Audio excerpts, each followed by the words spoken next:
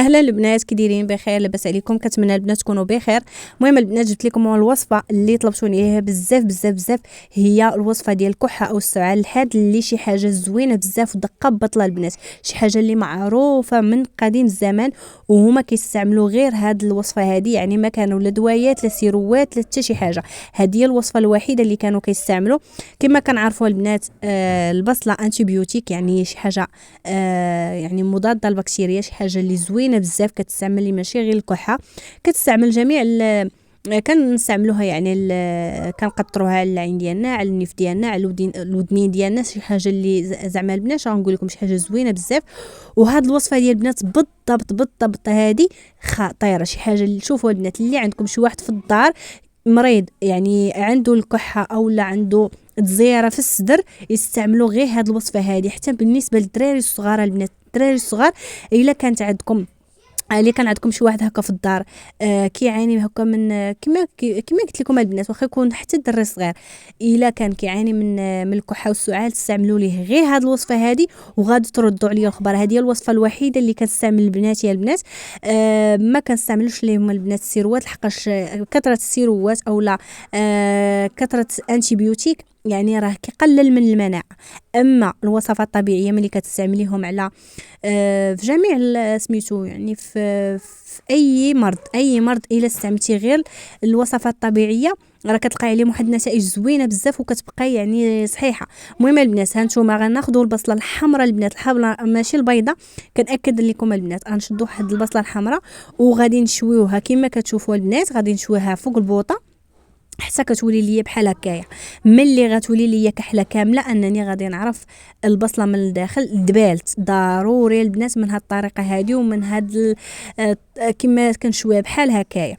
هنا البنات انا غادي نستعمل غير البصله بوحدها، الا بغيتو تستعملوا حتى الثومه غادي تاخذوا واحد الكركوبه ديال الثومه وغادي تشويها. يعني ضروري البنات ما تشوى كيف ما قلت لكم. الا كانت عندكم بغيتو تزيدوا الثومه زيدوها، انا هنايا عندي غير البصله غادي نستعمل غير البصله. نتوما ديروا البصله وديروا حتى الثومه. المهم هنايا غادي نقيها البنات، غنحيد لها هاد القشور هذا الفوقاني اللي تحرق، وكما كتشوفوا من الداخل غتلقاوها بانها طابت يعني دبالت من الداخل. هانتوما انا غادي نحيدها وغنحيد هاد الروينه هذه اللي درت باش نوريكم البنات الكماله ديال الوصفه. وهاد الوصفه هذه راه زوينه حتى بالنسبه للناس اللي عندهم الم في الصدر اولا بالنسبه للناس اللي كيدخنوا اولا كيكميو الكارو، هذه زوينه لهم. يعني صايبوها في الدار كلشي يستعمل هاد الوصفه هذه، بالخصوص في هذا الحال فصل الخريف، يعني اللي كيكون فيه الكتا، يعني كيكثر فيه المرض، يعني كينتشر بواحد الدرجه اللي هي قويه. يعني غير واحد الا مرض لك غير واحد صافي في الدار عارفه ان كلشي غير كيمرض. المهم هانتوما البنات كناخذوا ديك البصله غادي نقطعها طريفات بحال هكا صغيره كما كتشوفوا، راه دبالت البنات، راه ما بقاتش واقفه كيف ما ملي كتشوى راه كتدبال. المهم هانتوما البنات من بعد ما قطعتها قطع صغيورين غادي ناخذها نديرها في واحد القرعه تاع الدجاج. البنات ضروري ما ديروها في قرعه ديال الدجاج ماشي بلاستيك، ضروري في قرعه تاع الدجاج. ومن هنا من الاحسن الا كان شي قرعه اللي كتكون كحله اولا مظلمه، اولا خذوا دوك القريعات ديال السيرو اللي اللي كيكونوا هكا فيهم السيرو، كتخويوهم تغسلوهم مزيان وتستعملوا فيهم هاد الوصفه هذه.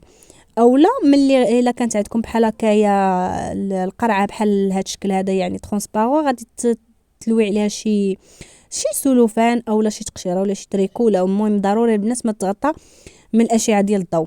المهم كما كتشوفوا هنايا استعملت هاد الوصله هذه، حطيتها هنا في هاد القرعه. اشنو غادي نزيد عليها؟ غادي نزيد عليها البنات 4 المعالق ديال السكر كلاصي. المهم هانتوما المعلقه الاولى، غادي نزيد المعلقه الثانيه، وغادي نزيد المعلقه الثالثه، وغادي نزيد المعلقه الرابعه. المهم 4 المعالق ديال السكر كلاصي. كنأكد لكم البنات سكر كلاصي ماشي سنيده، ضروري ما تستعملوا سكر كلاصي. حتى واحد الوصفه البنات اللي حطيتها لكم ديال اللفت وسكر كلاصي، عرفتوا البنات عطات واحد النتيجه بزاف تاع الناس، عرفتوا يعني استغناو على دوك السيروات اللي تيشروهم بواحد الثمن اللي هو غالي، ولاو كيستعملوا غير هذاك السيرو ديال اللفت وسكر كلاصي. نزيد البنات هنايا واحد المعلقه ديال حب رشيد، اللي غتكونوا البنات مسحتوها بشي زيف مهم، نقيتوها مزيان، ما تغسلوهاش البنات، لحقاش هاد القريعه هادي ما بغيناش فيها النقطه ديال الماء، ما بغيناش غير شدوها البنات حبه رشاد، نقيه مزيان، حيدوا منه الحجر وداك الزبل، وشديه واحد الزويف ومسحيه مزيان باش تحيد منه ديك الغبره وكلشي. ها نتوما البنات من بعد ما درت ديك المعلقه ديال حب رشاد و4 المعالق ديال السكر كلاصي، غير كنخلط كيبدا داك الماء ديال البصله كيخرج. ها نتوما شوفوا البنات الا لاحظتوا بان القرعه بدات كتميه، صافي دابا غادي ناخذها، غادي نغطيها ونخليها لمده ديال 5 ايام. صافي البنات غير 5 ايام وغادي نبداو نستعملوا فيها. يعني ملي غادي ندوز ديك 5 ايام غناخذوها نصفيوها مزيان مزيان مزيان حتى من ديك البصله نعصروها تعصر حتى كتخرج هي داك الفوائد ديالها، وصافي ديك الماء اللي كيخرج اولا داك السيرو اللي كيخرج حيتاش غيخرج ثقيل بزاف، غادي نحطوه حتى هو في شي قريعه ونوليو نشربوه يعني 3 خطرات في النهار.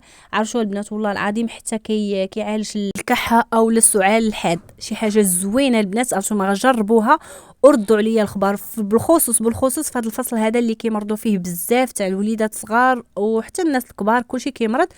استعملوها وجدوها قبل، يعني اللي مريضه توجدها واللي حتى ما مريضاش حتى هي توجدها. صافي البنات هذا مكان وبالصحه والراحه، ونشوفكم فيديو جاي ان شاء الله.